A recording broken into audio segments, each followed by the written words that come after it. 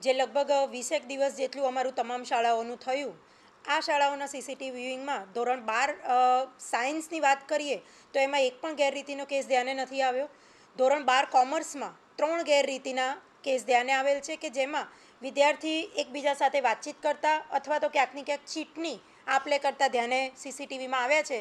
અને ધોરણ 10માં કુલ 26 કેસ અમારા ધ્યાને આવેલ હતા, જેમાં વિદ્યાર્થીઓનું અમે હિયરિંગ રાખેલું હતું અને હિયરિંગ બાદ 8 વિદ્યાર્થીઓ નિર્દોષ જણાઈ આવેલ કે જેઓ રબરની કે રૂમાલની આપ-લે કરતા હતા તેવું જસ્ટિફિકેશન તેમના દ્વારા મળેલ હતું. જેથી ધોરણ 10માં કુલ 18, આમ 18 અને 3 એમ 21 કેસમાં અમે બોર્ડને રિફર કરેલ છે, જેથી આગામી બોર્ડ દ્વારા એને સુનાવણી રાખી અને નિર્ણય લેવામાં આવશે.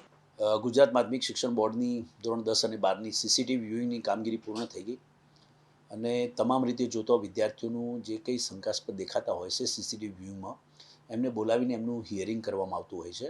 વિદ્યાર્થી છે સાથે સાથે શાળાના જે તે કેન્દ્ર સંચાલક હોય, ખંડ નિરીક્ષકો એમને બોલાવવામાં આવતા હોય છે. અત્યારે હાલ આ વર્ષની વાત કરીએ તો ધોરણ 12 વિજ્ઞાન પ્રવાહમાં 1, ધોરણ 12 સામાન્ય પ્રવાહની અંદર 12 અને ધોરણ 10માં 16 વિદ્યાર્થીઓ જે છે એ સીસીટીવીમાં ગેરરીતિ કરતા હોય એવું માલુમ પડ્યું છે, જેને ધ્યાને લઈ અમે રિપોર્ટ જેમ દર વર્ષે બોર્ડને કરીએ છીએ તો એ રીતે બોર્ડને રિપોર્ટ કર્યો છે.